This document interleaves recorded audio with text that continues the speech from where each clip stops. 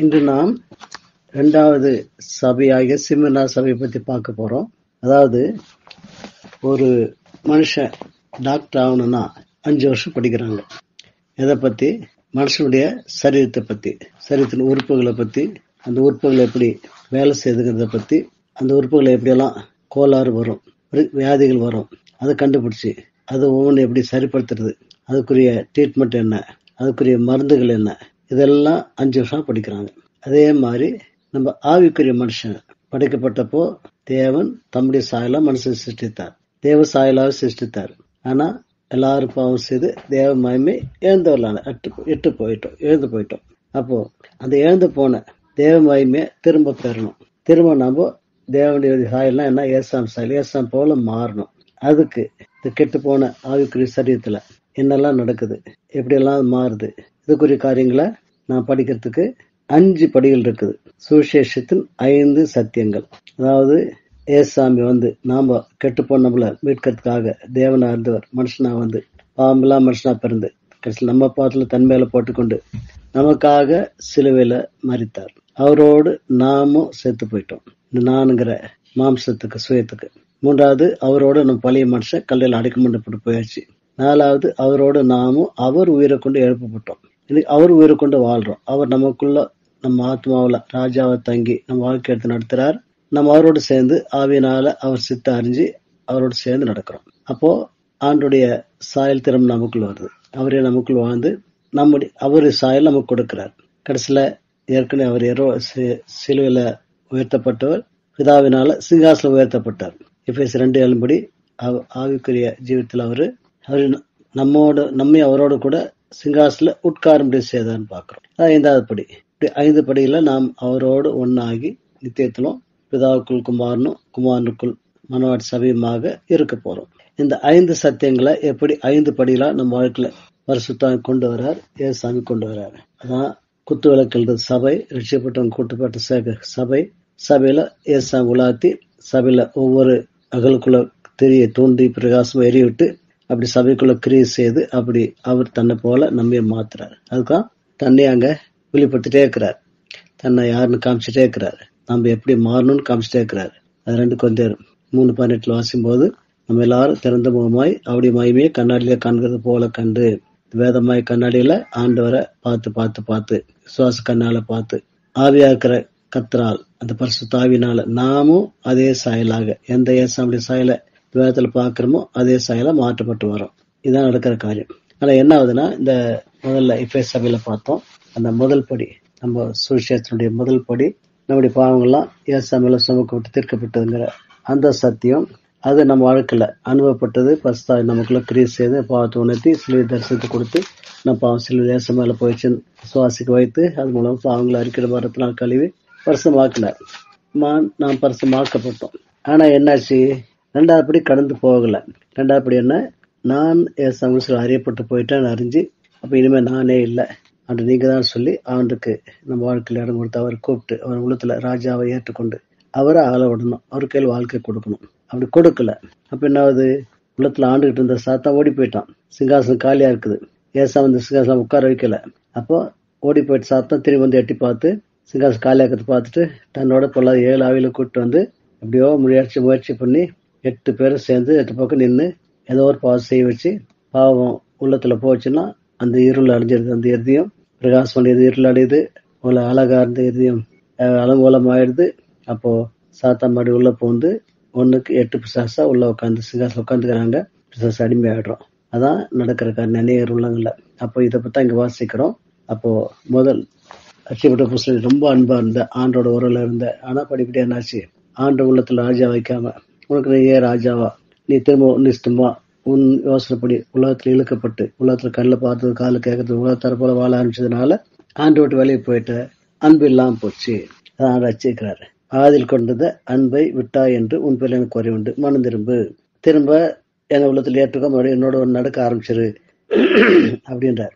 அப்படி இல்லைன்னா உன் விளக்கு தண்டை அதிலிருந்து நீக்கி விடுவேன். அப்போ இதுதான் அநேகர் வாழ்க்கையில் இருக்கிறது.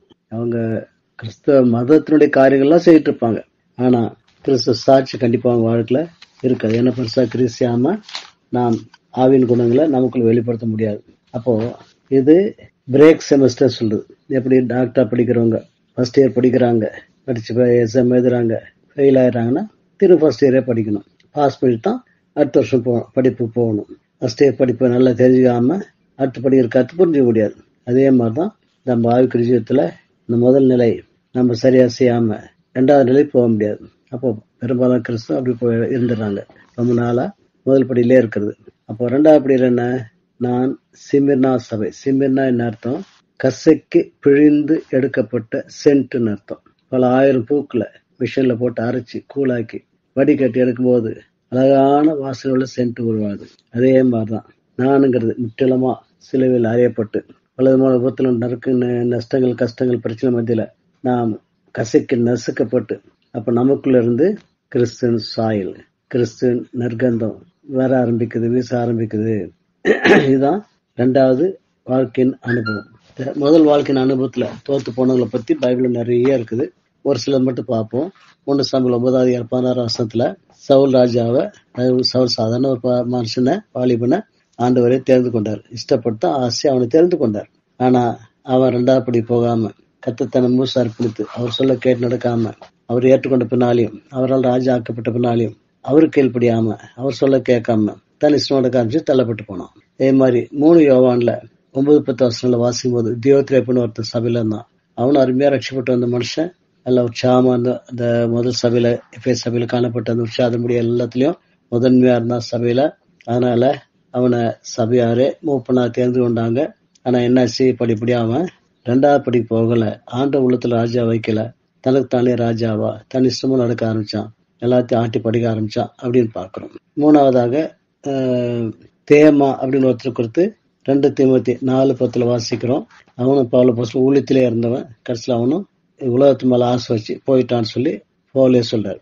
அப்புறம் யூதாஸ் நமக்கு தெரியும். யூதாஸ் எப்படி ஆண்டோடு அவனால ஆண்டு அழைக்கப்பட்டவன், அத்தனை சீஷர்கள் மத்தியில இருந்து 12 அப்போஸ்தலர் ஒருத்தனா தெரிந்து கொள்ளப்பட்டவன். ஆனா படிப்படி அவன் பாவம் பண ஆசைங்கிற ஒரு காரியத்துல சிக்கி அதுல ஆவியானுக்கு இப்படியாம ஆண்டு எத்தனை ஆயிரம் பிரசவம் பண்ணியிருக்கிறார். பணத்தை பத்தி எவ்வளவு பிரசவம் பண்ணியிருக்கிறார்.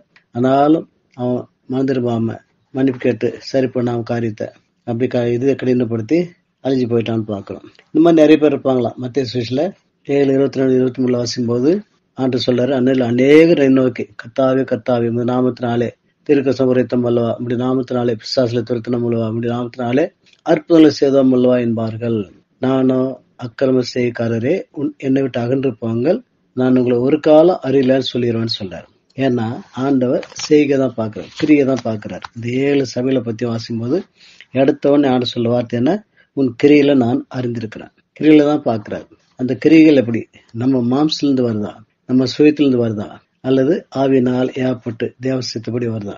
இங்க பிலிப்பியர் 2:13 வாசிக்கும் போது தேவன் ஏற்ற தெய்வ சித்தப்படி விருப்பத்தையும் செய்கையும் உங்களில் உண்டாக்குறாருன்னு வாசிக்கிறோம். அப்படி ரெண்டாவது படியில நான் இல்ல, ஏசம் எனக்குள்ள வாழ்றார். அவர் தான் எனக்குள்ள எண்ணங்களை கொடுக்கிறார், ஆசைகளை கொடுக்கிறார், விருப்பங்களை கொடுக்கிறார், செய்ய வைக்கிறார். அப்படி ஆண்டோடு சேர்ந்து வாழ்ற வாழ்க்கை தான் ரெண்டாவது படி. இது எல்லாருக்கும் வரதில்லை. ஏன்னா கஷ்டம். கசைக்கு பிழிஞ்சு எடுப்பார் ஆண்டவர் வாழ்க்கையில.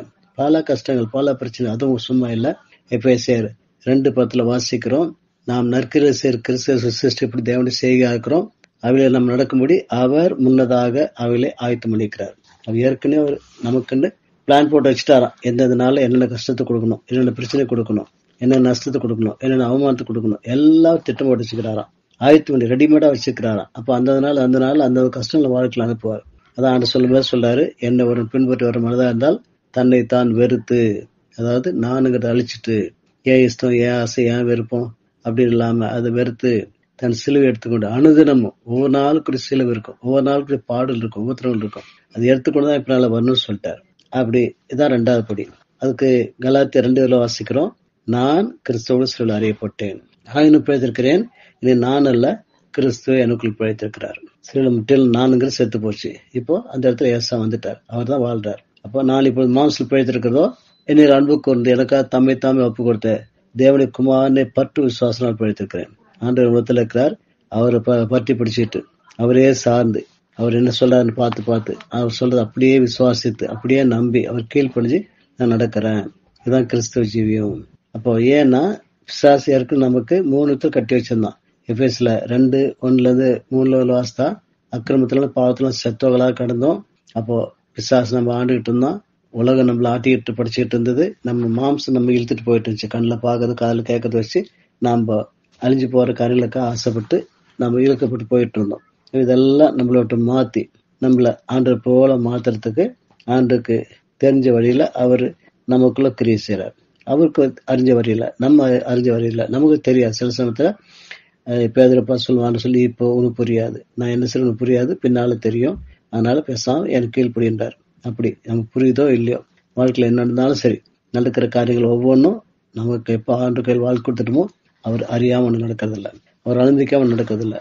அவர் அறிஞ்சு அணுகும் போது எல்லாம் பிளான் பண்ணி நம்ம நன்மைக்காக தான் செய்யறாரு. அந்த விசுவாசோடு அவர் கையில கொடுக்கணும். அதே மாதிரிதான் ஏசாமி கூட தன்னை முழுசமா பிதாவின் கையில் ஒப்பு கொடுத்தான்னு பாக்குறோம். யோவான் சுவிசேஷம் 12ஆம் அதிகாரத்தில் வாசிக்கிறோம். யோவான் 12ஆம் அதிகாரம் 23ஆம் வசனம். அப்போது இயேசு அவர்களை நோக்கி, மனுஷகுமாரன் மையப்படும்படியான வேலை வந்தது. எப்படி மையப்படுறது? செத்து மரித்து உயிரோடு எழுந்து உன்னதத்தில் மையப்படுறது. மியாவி நான் உங்களுக்கு சொல்லுகிறேன், கோதுமை மணியானது நிலத்தில் விழுந்து சாகாவிட்டால் தனித்திருக்கும், சத்தியதை ஆகில் மிகுந்த பலனை கொடுக்கும். தன் ஜீவனை சிநேகிக்கிறவன் அதை இழந்து போவான். இந்த உலகத்தில் தன் ஜீவனை வெறுக்கிறவனோ அதை நித்திய ஜீவ காலம் காத்து கொள்வான். ஒருவன் எனக்கு ஊழிய செய்வனாக இருந்தால் என்னை பின்பற்ற கடவன். நான் எங்கே இருக்கிறேனோ அங்கே என் ஊழியக்காரன் இருப்பான். ஒரு எனக்கு ஊழிய செய்தால் அவனை பிதாவான கனம் பண்ணுவார். இப்பொழுது ஆத்மா கலங்குகிறது. நான் என்ன சொல்லுவேன்? பிதாவே, இந்த வேலை என்று என்னை ரட்சியம் என்று சொல்வேனோ? ஆகிலும் இதற்காகவே இந்த வேலைக்குள் வந்தேன். ஒவ்வொரு நாள் இப்படிதான் நம்ம நினைப்போம், ஐயோ ஏன் எனக்கு இந்த கஷ்டம் இருந்துச்சு, ஆண்டு ஏன் அனுபவிச்சாரு, ஆண்டவரே என்ன விடுவீங்களே, என்ன காப்பாத்துங்களே, கஷ்டம் எடுத்து போடுன்னு கேட்போம். ஆனா ஏசாமி சொல்றாரு, இல்ல நான் கேட்க மாட்டேன், இதுக்காக தான் நான் வந்தேன். இன்னைக்கு இந்த காரியம் எனக்கு ஆண்டு அனுமதிச்சுக்கிறார். இந்த காரியத்தை என் வாழ்க்கையில கர்த்தர் செய்ய விடுறாரு. அப்போ நான் ஏத்துக்குவேன். அவரோட எப்படி போகணுமோ என்ன செய்யணுமோ அவர் கேட்டு ஆகிய நான் நிறுத்தப்பட்டு நான் அவரோட சேர்ந்து என் சரீரத்தை நீதியின் கருவியை அவர் கையில ஒப்பு கொடுத்து அவர் எடுத்து என்னை பயன்படுத்தி என்னை எப்படியெல்லாம் ஜெயத்துல இடத்துல நடத்திட்டு காத்திருப்பேன் அப்படின்றான். ஆகவே இதுதான் அவர் பிதாவே முதலாமத்தை மையப்படுத்தும் என்றார். அப்ப நமக்கு எப்ப சொல்லணும் அந்த வார்த்தையை?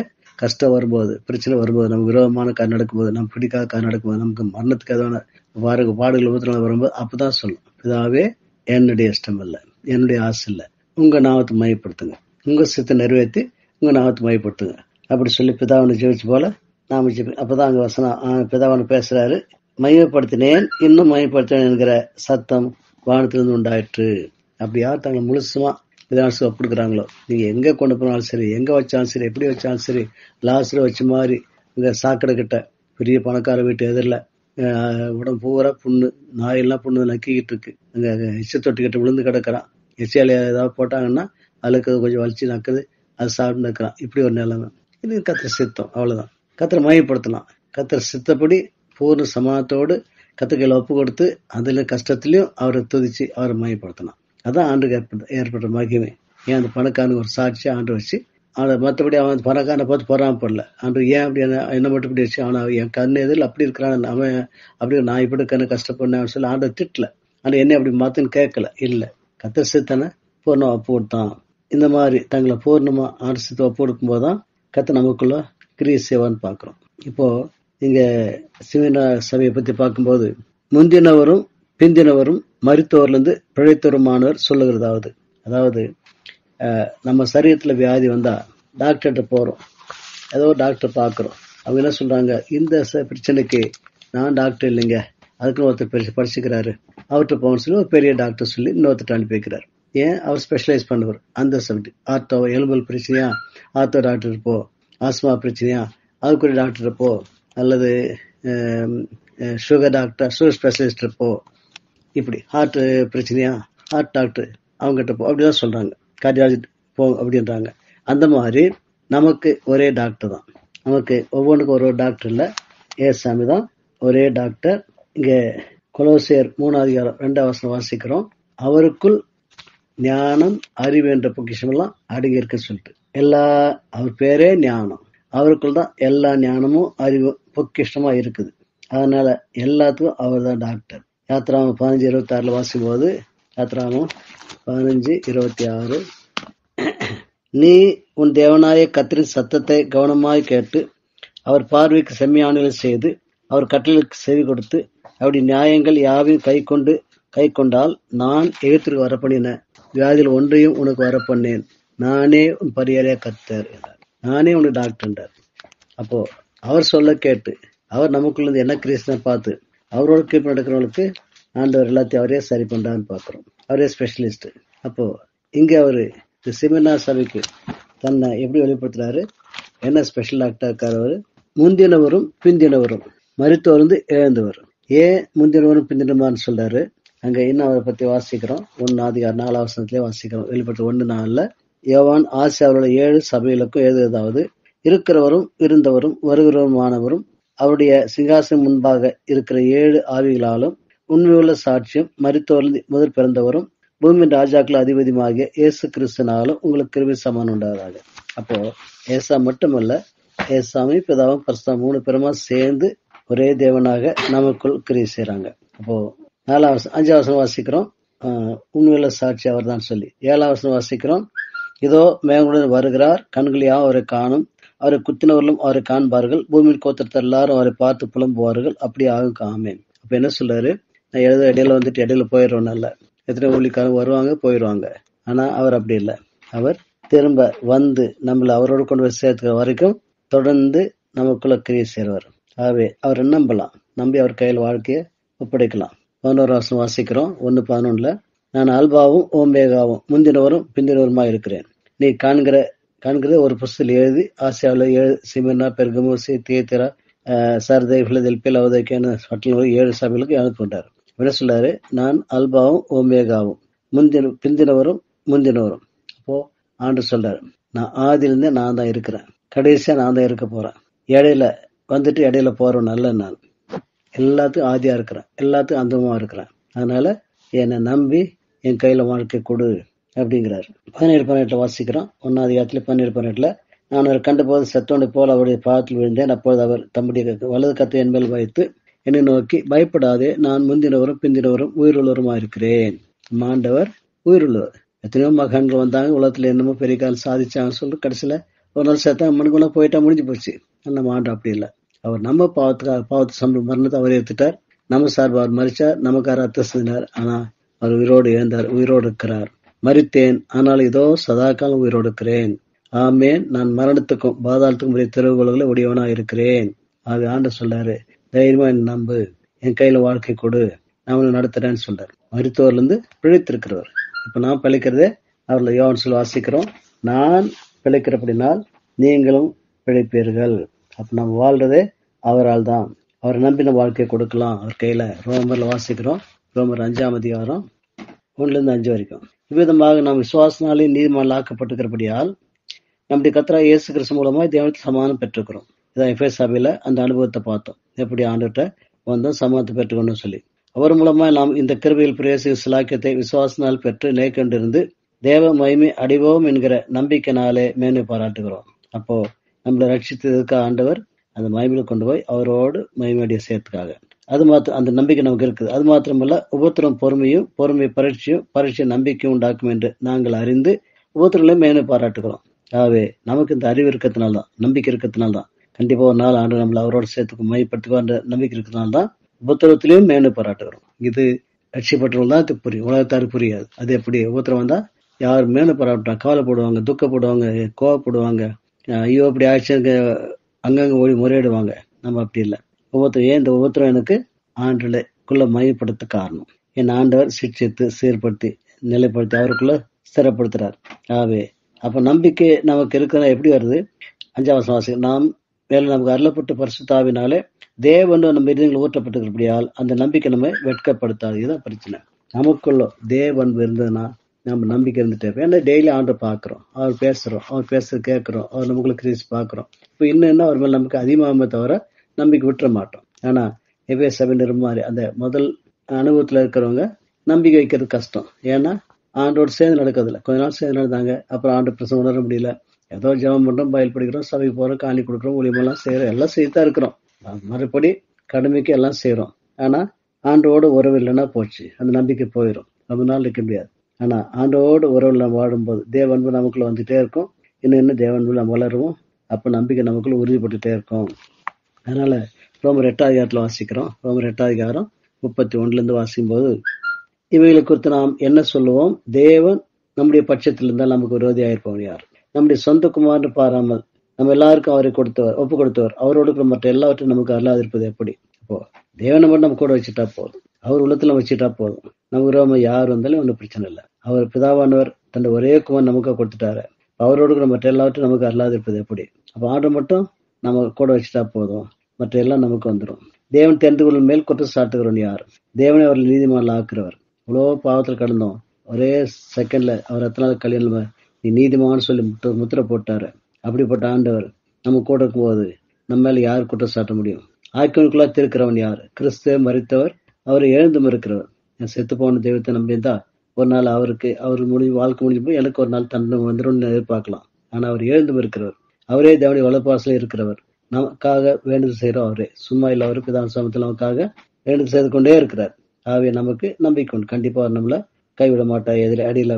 உமது நிமித்தம் எந்நேரம் கொல்லப்படுகிறோம், அடிக்கப்பட்ட ஆடுகளை போல எண்ணப்படுகிறோம் என்று எழுதியிருக்கிறபடி நேரிட்டாலும் கிறிஸ்துவின் அன்பை விட்டு நம்மை பிரிக்கவன் யார்?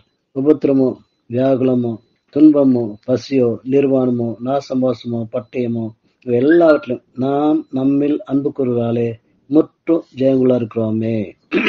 உள்ளத்துல ஆண்டவரை வச்சு அவரோடு நடக்கும்போது அவர் அன்பு ஒவ்வொரு நாளும் பாக்குறோம். நம்ம எத்தனை தப்பு செய்யறோம், அவரை மறந்துடும். அவர் கொடுக்கறதே மறந்துட்டு கூட நம்ம கருவத்துல பெருமையில ஏதோ பேசுறோம், இல்ல ஏதாவது கஷ்டம் வந்தா உடனே உட்காந்து அழ ஆரம்பிச்சு, இப்படி எல்லாம் நம்ம பல சமயத்துல மாம்சத்துல போய் ஆண்டவர் கொடுக்கறத உணராம செய்யறோம். ஆனாலும் கூட ஆண்டவர் நம்ம கூடவே இருந்து அவர் அன்பு மாறாம நேசிக்கிறாரு. அந்த அன்பு நமக்குள்ள இருக்கும்போது, அந்த அன்புள்ள நமக்குள்ள இருக்கும்போது நாம் கண்டிப்பா முற்றும் ஜெயம் கொள்ளுவோம். மரணமானாலும், ஜீவனானாலும், தேவத்தூள் ஆனாலும், அதிகாரிகள் ஆனாலும், வல்லமையில் ஆனாலும், நிகழ்காரிகள் ஆனாலும், வருகாரிகள் ஆனாலும், உயர்வானாலும், தாழ்வானாலும், வேற எந்த சிருஷ்டி ஆனாலும் நம்முடைய கர்த்தராகிய இயேசு கிறிஸ்துவின் மேலுள்ள தேவனுடைய அன்பை விட்டு நம்மை பிரிக்க மாட்டாது என்று நிச்சயித்திருக்கிறேன்.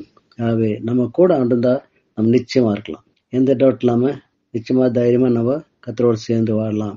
எபேசியர் 3 வாசிக்கிறோம், நாம் வேண்டிக்கொள்வதற்கும் நினைக்கிறதுக்கும் மிகவும் அதிகமாக நமக்குள்ளே கிரீசரா சொல்லிட்டு, நம்ம நினைச்ச பார்த்து மேல நம்ம ஜெபம் பண்ணி கேட்கறது மேல நமக்குள்ள பெருசா செய்யறாராம். எபேசியர் 1:4 வாசிக்கிறோம், நம்மிடத்துல அன்பு கொண்டு, எபேசியர் 1:4, தமக்கு முன்பாக நாம் அன்பில் பரிசுத்தம் உள்ளவர்களும் குற்றமற்றமாக இருப்பதற்கு உலக தோற்றம் முன்னே கிறிஸ்து இயேசுக்குள் நம்மை தெரிந்து கொண்டார். ஆண்டவர் நம்ம தெரிந்ததுக்காக எப்போ அவருக்கு முன்னால நம்ம இருக்கணும், அவரோடு இருக்கணும், அன்புல பரிசுத்தம் உள்ளவர்களும் குற்றம் இல்லாத இருக்கணும்னு சொல்லிட்டு இன்னைக்கு நேரத்துல உலகத்தோடு முன்னாடி நம்மை கிறிஸ்துக்குள் தெரிந்து கொண்டிருக்கிறார். 5:25 வாசிக்கிறோம், எபேசியர் 5:25, புருஷர்களே உங்கள் மனைவியில் அன்பு கூறுங்கள், அப்படியே கிறிஸ்து சபையில் அன்பு கூர்ந்து தாம் அதை திருவசனத்துக் கொண்டு தண்ணீர் முழுக்கினால் சுத்திகரித்து பரிசுத்தமாக்குறதுக்கும் கரை திரை முதலாளிகள் ஒன்றும் இல்லாமல் பரிசுத்தம் பழையற்றதுமான மகிமுள்ள சபையாக அதை தமக்கும் நிறுத்திக் கொள்வதற்கும் தம்மை தாமே அவருக்கு ஒப்பு கொடுத்தார். ஆண்டவர் நம்ம அவர் அறியாமல் இருக்கும் போதே, அழிஞ்சு நடந்து போகும்போதே நம்ம இறக்கப்பட்டு நம்மளை தேடி வந்து நம்முடைய பாவங்களை தன் மேல போட்டுக்கொண்டு நம்முடைய ஸ்தானத்துல அவர் வேதனைப்பட்டு துக்கப்பட்டு சித்திரப்பட்டு மறித்து நம்முடைய பாவத்தெல்லாம் ரத்தம் சிந்தி பரிகரித்து தீர்த்து சுத்தமாக்குறதுக்காக அவர் தன்னை ஒப்பு கொடுத்தார் சிலுவையிலன்னா. இப்போ அவர் நம்ம தேடி ரட்சித்து பின்னால நம்ம கூட விட்டுவாரா? தொடர்ந்து நமக்குள் கிரியை செய்வார். கிரியை செய்து கரை திரைமுகளால் ஒன்றும் இல்லாமல் பிழையற்றதும் பரிசுத்தமும் மகிமையுள்ள சபையாக அவருக்கு முன்னால் நம்ம கொண்டு போய் நிறுத்தி போறார். ஆகவே நம்ம நம்பிக்கையோடு தைரியமா ஆண்டு கையில் ஒப்பு கொடுத்துடலாம். இனி நம்ம வாழ்க்கை நின்று இருந்தாலும் சரி, ஸ்தோத்திரம் பண்ணிருந்தா போதும், அவர் செத்தா எல்லாம் நடக்கும், அவர் நாம் ஆகிப்படும். அதனால 1 கொரிந்தியர் வாசிக்கிறோம், பவுல் சொல்றாரு, 1 கொரிந்தியர் 5:36 நான் அனுதினமும் சாகிறேன். அதாவது இந்த நானுங்கிறது எப்பெல்லாம் எழும்புதோ எனக்குள்ள அந்த விரோதமா மாம்சத்துல செயல்பட சாத்தானை தூண்டி விடுறானோ அப்பெல்லாம் அதை சாவுக்கு ஒப்பு கொடுத்து நான் போறேன் அப்படி சொல்றேன். கலாத்தியர் 1:6 வாசிக்கிறோம், கலாத்தியர் 1:16 தம்முடைய குமாரனை நான் பிரஜாதிகளிடத்தில் சுவிசேஷம் அறிவிக்கிற பொருட்டாக அவரை எனக்குள் வெளிப்படுத்த பிரியமா இருந்த போது நான் மாம்சத்தோடும் இரத்தத்தோடும் யோசனை பண்ணாமலும் எனக்கு முன்னே அப்போஸ்தலர் இடத்துல யோசனை போகாமலும் அரபு தேசம் புறப்பட்டு போய் மறுபடியும் எனக்கு தமஸ்கூருக்கு திரும்பி வந்தேன். அதாவது ஆண்டவர் பவுல் அப்போஸ்தலரை எப்ப சந்திச்சாரோ, எப்ப தன்னை முழுசும் ஆண்டுக்கு ஒப்பு கொடுத்தான, ஆண்டவரே அப்படின்னு சொல்லி கூப்பிட்டு என்ன உங்களுக்கு ஒப்பு கொடுக்குறேன், இனி என் வாழ்க்கையில் நீங்க வந்து ராஜாவது என்ன ஆண்டு கொள்ளுங்க, நீங்க சுலபம் நடக்கணும் ஒப்பு கொடுத்தான். ஒப்பு கொடுத்துட்டு இப்ப என்ன செய்யட்டும் கேட்டான். அந்த நிமிஷத்துல இருந்து தொடர்ந்து மாம்சம் நடக்கவே இல்லையா, மாம்சங்களை யோசனை பண்ணவே இல்லையா, மாம்ச ரத்தத்தோடும், அதாவது கால் கேட்கறது கண்ணில் பார்த்து வச்சு ஒரு யோசனை பண்ணல, ஒரு காரியமும் செய்யல.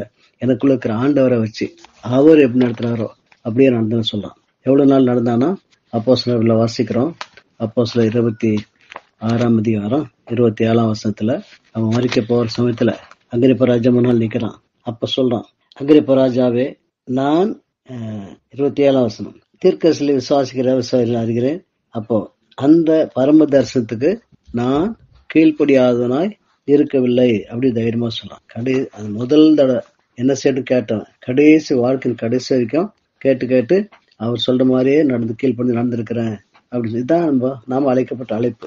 எந்த சமயத்திலும் தொடர்ந்து அவர் கூடவே வச்சு அவர் என்ன சொல்றாரோ கேட்டு அவர் சொல்ற மாதிரியே நடக்கணும்.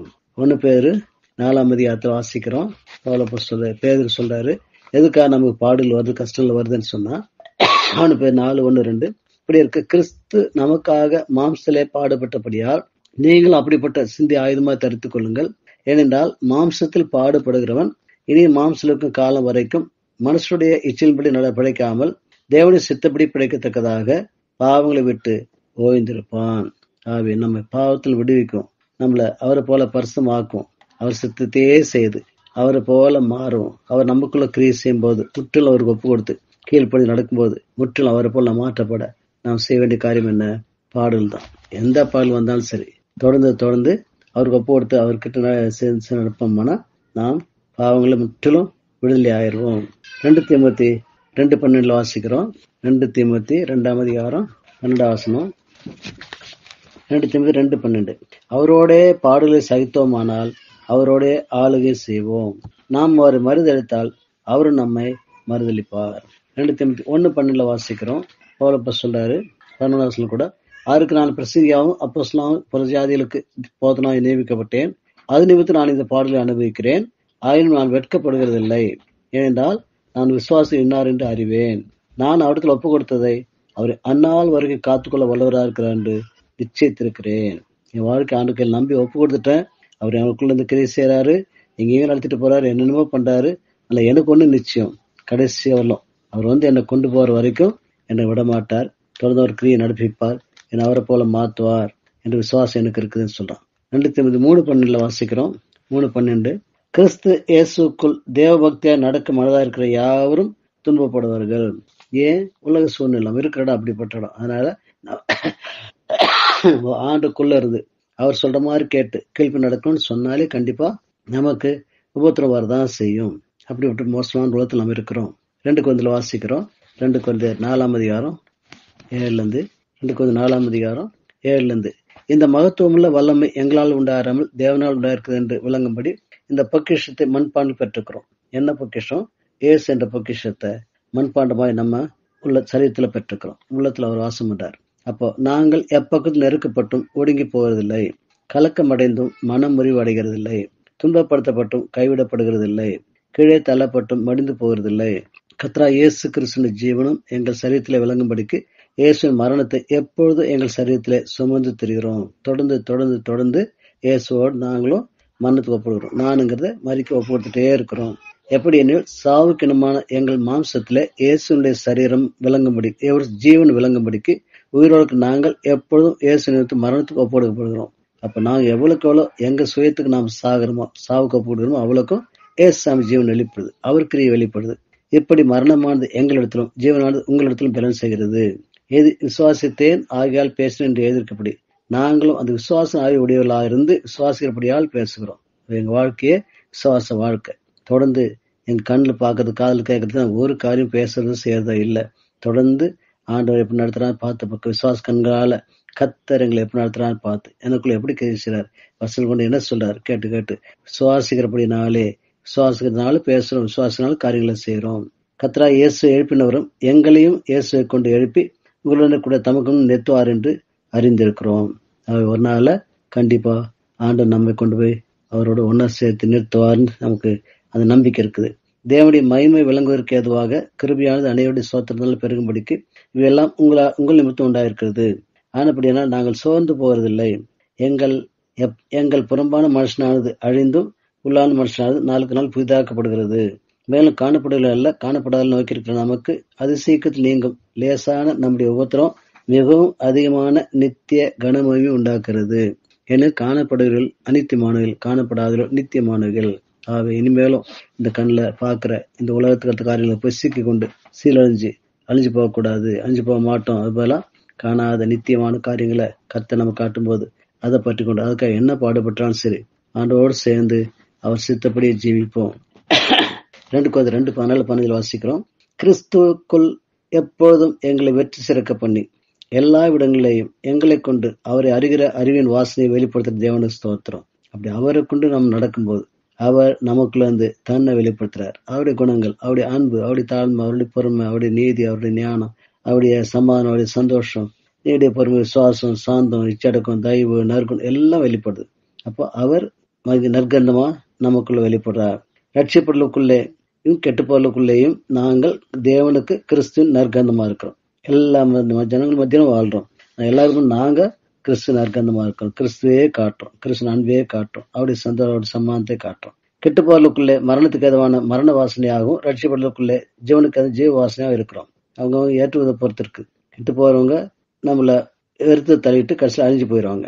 ஆனா ரட்சிப்படுத்து குறிக்கப்பட்டவங்க நம்ம பார்த்து நமக்கு அந்த ஆண்டு தொடப்பட்டு நம்மோட அவங்களும் சேர்ந்து வந்துடுவாங்க. இவங்களை நடப்பிக்கிறதுக்கு எவன் தகுதியானவன்? கர்த்தர் தான் நமக்குள்ள எல்லாத்தையும் செய்றவர் அப்படின்னு பாக்குறோம். அடுத்து சிமினா சபை பத்தி பார்க்கும்போது சிமினா சபையில 2வது வசனம் ஆண்டு சொல்றாரு, உன் கிரியைகளையும் உன் உபத்திரவத்தையும் நீ ஐஸ்வர்யனாக இருந்தும் உனக்கு இருக்கிற தரித்திரத்தையும் தங்களை யூதர் என்று சொல்லியும் யூதராயிராமல் சாத்தாண்டி கூட்டமா இருக்கிறவர்கள் செய்யும் தூஷணத்தையும் அறிந்திருக்கிறேன். நேர்களை சொன்ன மாதிரி ஆண்டவர் எந்த சபையை பார்த்தாலும் டக்குன்னு எடுத்தோன்னு முதல்ல அவருக்கு பார்க்கறது கிரியை தான். அப்போ இங்க செமினார் சபை பார்க்கும்போது எப்படி ஆண்டு உள்ளத்துல வச்சு எங்க கொண்டு போனாலும் எங்க வச்சாலும் எப்படி வச்சாலும் ஸ்தோத்திரம் பண்ணி அவருக்கு கீழ்பண்டு நடக்கிறாங்க. அப்போ அந்த கிரிகளை அவர் பார்க்கிறார், சந்தோஷப்படுறார். விசுவாச கிரிகளை ஆபத்துக்குள்ள வாசிக்கிறோம். ஒருத்தர் அகங்காரியா இருக்கிறான்னா அவனுக்குள் அவனுடைய ஆத்மா செம்மையானது அல்லன்றார். தன் விசுவாசனால நீதிமான பிழைப்பான்னு சொல்றார். அப்போ அகங்காரத்துல நான் தான் பெரியவன் தெரிஞ்சு போனா அவன் ஆத்மா அழிவுக்கு தான் போகுதுன்னு அர்த்தம். ஆனா யார் ஆண்டு சார்ந்து கொள்றாங்களோ அவரை பற்றி கொள்றாங்களோ விசுவாசனாலே தன் விசுவாச நீதிமான பிழைப்பான். முதல் அதிகாரத்துல முதல் எஃபேசு சபையில நம்ம நீதிமான்கள் ஆக்கப்பட்டோம். அடுத்து இங்க 2வது படியில நாம் ஆண்டவரால காக்கப்பட்டு நடத்தப்படுறோம். அப்போ பிலிப்பியர் 2:13 வாசிக்கிறது, அவரே நமக்குள்ள எண்ணத்தை கொடுக்கிறாரு, வாஞ்சை கொடுக்கிறாரு, விருப்பத்தை கொடுக்கிறாரு, செய்கை உண்டாக்குறாரு, அவரே எல்லாம் செய்யறார். யாக்கோபு 2:17 வாசிக்கிறோம். யாக்கோபு 2ஆம் அதிகாரம் 17-26 வரல வாசிக்கும் போது அப்படியே விசுவாசமும் கிரியில் இல்லாதிருந்தால் தன்னிலே தானே செத்ததா இருக்கும். அப்போ நம்ம வாழ்க்கையில எதை நம்ம அறிக்கையிடுறோமோ வாயால, நான் கிறிஸ்துவன், நான் பைபிள் தூக்கிட்டு போறேன், நான் ஜெபம் பண்றேன், காணி கூட சொல்லி நான் கிறிஸ்துவ சொல்லி அறிக்கையிடுறோமோ அதை ஜீவத்துல காண்பிக்கணும், சுவாசத்துல காண்பிக்கணும். சுவாசத்துல அப்படி கிறிஸ்துவ காட்டலன்னா அது செத்த விசுவாசம் அப்படின்றார், செத்த கிரியை. ஒருவன் உனக்கு விசுவாசம் உண்டு, எனக்கு கிரியில் உண்டு, கிரியில் இல்லாமல் உன் விசுவாசம் எனக்கு காண்பி, நான் என் விசுவாசத்தை என் கிரியினால் உனக்கு காண்பிப்பேன் என்பானே. தேவன் ஒருவர் ஒன்று என்று விசுவாசிக்கிறாய். அப்படி செய்கிறது நல்லதுதான். பிசாசுகளும் விசுவாசித்து நடுங்குகின்றன. அப்போ விசுவாசம் என்ன பெரிய நான் இருக்கிறான் தெரியாதுக்கு, ஆனா பயப்படுது, ஆனா அது கீழ்ப்படியில, அது என்னக்கு தேவ கோபத்தை தான் ஆளாகுது. அன்ப நாம இருக்கிறான் தெரிஞ்ச என்ன பிரயோஜனம்? அவர் கீழ்ப்படியணும். வீணான மனுஷனே, கிரியில் இல்லாத விசுவாசம் செத்தது என்று நீ அறிய வேண்டாமோ? நம்முடைய பிதாவாகி ஆபிரகாம் தன் குமாரன் ஈசாக்கு பலிபீடத்தின் மேல செலுத்தின போது கிரியினாலே அல்லவோ நீதிமான் ஆக்கப்பட்டான் அப்படின்னு அர்த்தம். உடனே கீழ்ப்படிஞ்சான். ஆண்டு விசுவாச வார்த்தையை சொன்னப்போ இது வேற யாரோ பிசாசு சொல்றாங்களோ அப்படின்னு நினைக்கல. ஆண்டவர் தெளிவா தெரியும், ஆண்டோடு நடக்கிறான், ஆண்டு குரல் அவனுக்கு தெரியும். ஆண்டவர் தான் என்னோட பேசுறார், மகனை எனக்கு வெட்டி பலி கொடு சொல்றாரு தெரியும். உடனே கீழ்ப்படிஞ்சு போனான், பலி கொடுத்தான். அதனால ஆண்டு நீதிமான அவனை ஆசீர்வதிச்சார். விசுவாசம் அவனுடைய கிரியினாலே கூட முயற்சி செய்து கிரியினாலே விசுவாசம் பூர்ணப்பட்டது என்று காண்கிறாய். ஆண்டு விசுவாசம் சொல்லி கடைசியில மகனை பலி கொடுப்பா, இல்ல முடியாது ஆண்டவரே, என் மகன் நான் ரொம்ப நேசிக்கிறேன் அப்படி சொல்ல, அது விசுவாசம் இல்லை. அப்படியே ஆபிரகாம் தேவனை விசுவாசித்தான், அது அவனுக்கு நீதியா எண்ணப்பட்டது என்கிற வேத வாக்கியம் நிறைவேறிற்று. அவன் தேவனை சிநேகிதன் எண்ணப்பட்டான். ஆனால் மனுஷன் விசுவாசனாலே மாத்திரமல்ல கிரியினாலேயும் நீதிமானாக்கப்படும் என்று நீங்கள் காண்கிறீர்களே. விசுவாசம் மாத்திரம் என்ன, சும்மா விசுவாசம் சொல்லதுனால இல்ல, அது கிரியில காட்டுறதுனால. அந்தபடி ராகாம் என்னும் வேசியம் தூதலை ஏற்றுக்கொண்டு வேறு வழியாக அனுப்பிவிட்ட போது கிரியினாலே அல்லவோ நீதிமானாக்கப்பட்டால். நம்ம அவளுக்கு அந்த விசுவாசத்தை செயல காட்டினா கண்டிப்பா நீங்க தான் ஜெயிக்க போறீங்க. உங்க ஆண்டவர் தான் உண்மையான தெய்வம். அதனால எங்க நாடு தோத்து தான் போகும், எங்க ராஜா தோத்து தான் போக போறோம், நீங்க தான் ஆட்டு பிடிக்க போறீங்க. அந்த விசுவாசம் இருந்த அவளுக்கு. அதனால என்ன பண்ணா, நான் உங்களுக்கு உதவி செய்யறேன், உங்களை காப்பாற்றி விடுறேன், உங்க உயிரை மீட்டு விடுறேன், அது மாதிரி என் உயிரை நீ மீட்டு விடுன்னு கேட்டான். ஆகவே அங்க விசுவாசம் செயல்படுறதுன்னு பார்க்கிறோம். அப்படியே ஆவி இல்லாத சரீரம் செத்ததா இருக்கிறது போல கிரியை இல்லாத விசுவாசமும் செத்ததா இருக்கிறது. அது விசுவாசங்கிறது விசுவாச கிரியை தான் வரணும். 7 சபையில பார்க்கும்போது ஆண்டாதான் கிரியை பார்க்கிற, கிரியை எப்படி பார்க்கிற, கிரியில நம்ம விசுவாசத்தை காண்பிக்கணும், விசுவாச கிரியா இருக்கணும். கர்த்தர் சொல்றது கேட்டு நடக்கிற வாழ்க்கை. கர்த்தர் சொல்றது கேட்காம நம்ம இஷ்டமா நடக்கிற ஒரு காரியம் வந்தாலும் அங்க ஆண்டு நாம் பிரியப்படுத்த முடியாது. அது சிமினா சபை அப்படி இல்லை, முழுக்க கர்த்தர் சொல்றது கேட்டு கேள்வி நடந்துதாங்க. அதனால ஆண்டவங்களுக்கு கிரியை பார்த்து ரொம்ப சந்தோஷப்பட்டான்னு பாக்குறோம். ரோமர் 1:7 தெளிவா ஆண்டதான் சொல்றாரு, விசுவாசு கீழ்ப்படியே பண்ணும் பொருட்டு எங்களை ஆண்டு அனுப்பிக்கிறான்னு சொல்றாரு. யார் விசுவாச வார்த்தை சொல்லும் போது உடனே கீழ்ப்படியணும். 1 தெசலோனிக்கர் 1:2 வாசிக்கும் போது 1 தெசலோனிக்கர் 1:2 வாசிக்கிறோம். தேவர் பிரியமானவர்களே சகோதரரே, உங்கள் விசுவாசின் கிரியையும் உங்கள் அன்பின் பிரயாசையும் நம்முடைய கர்த்தராகிய இயேசு கிறிஸ்து மேல் உள்ள உங்கள் நம்பிக்கையின் பொறுமையும் நான் நம்முடைய கர்த்தராகிய தேவனுக்கு முன்பாக நாங்கள் இடையால் நினைவு கூர்ந்து. அப்போ தெசலோனிக்கர் சபையார் தங்கள் விசுவாச கிரியையில காட்டினாங்கன்னு பாக்குறோம். நாம நம்ம விசுவாச கிரியையில காட்டணும். சரி, அடுத்தது எங்க சிவனாப சபை ஆண்டு சொல்லும் போது, நீ ஐஸ்வர்யம் உள்ளவனா இருந்தும் உனக்கு இருக்கிற உபத்திரவத்தையும் உனக்கு இருக்கிற தரித்திரத்தையும், அதாவது ஆண்டு சொல்றாரு, நீங்க ரொம்ப பணக்காரங்க, ஆனா இன்னொரு கண்ணோட்டத்துல பார்த்தா ரொம்ப ஏழைங்க. அது எப்படி? ஒரே சமயத்துல பணக்காரா இருக்குது, ஏழையாவும் இருக்குது. அதாவது லூக்காஸ்ல வாசிக்கிறோம். லூக்கா 2:16 லூக்கா 12:16 அல்லாமல் அவர்கள் ஒரு ஓவியம் சொன்னார். ஐஸ்வர்யம் உள்ள ஒருவனுடைய நிலம் நன்றாய் விளைந்தது. அப்பொழுது அவன், நான் என்ன செய்வேன், என் தானியங்களை சேர்த்து வைக்கிறதுக்கு இடமில்லையே, நான் ஒன்று செய்வேன், என் களஞ்சியங்களை இடித்து பெரிதாக கட்டி எனக்கு விளைந்த தானியத்தையும் என் பொருளை அதிலே சேர்த்து வைத்து, பின்பு ஆத்மாவை உனக்கு அநேக வருஷங்களுக்கு அநேக பொருளை சேர்த்து வைக்கப்பட்டிருக்கிறது, நீ இளைப்பாரி புசித்து குடித்து பூரிப்பாய் என்று என் ஆத்மாவோடு சொல்லுவேன் என்று தனக்குள்ளே சிந்தித்து சொல்லிக் கொண்டான். தேவனோ அவனை நோக்கி, மதிக்கேடனே, உன் ஆத்மா உன்னிடத்திலிருந்து இந்த ராத்திரியில் எடுத்துக்கொள்ளப்படும், அப்போது நீ சேர்த்து வைத்தவைகள் யாருடையதாகும் என்றார். தேவனிடத்தில் ஐஸ்வர்யவானாயிராமல் தனக்காக பொக்கிஷங்களை சேர்த்து வைக்கிறவன் இப்படியே இருக்கிறான் என்றார். அப்போ உலகத்தார் பார்க்கிற போது உலகத்தார் பார்வையில நம்ம ஒண்ணும் இல்லாத தரித்திரம், ஆனா தேவனுடைய பார்வையில ஐஸ்வர்யவான்கள்.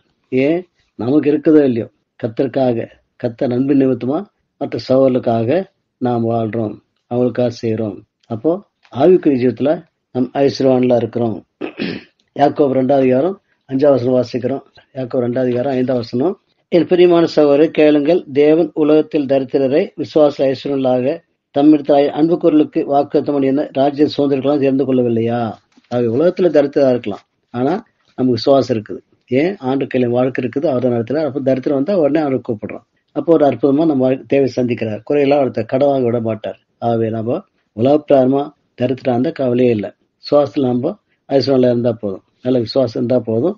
கத்தை நம்ம கொடுந்து கிரியை சேவான்னு பாக்குறோம். ஆகவே தொடர்ந்து இன்னொரு செய்தியில பார்ப்போம். இன்னைக்கு இதோட முடிச்சுக்கோம்.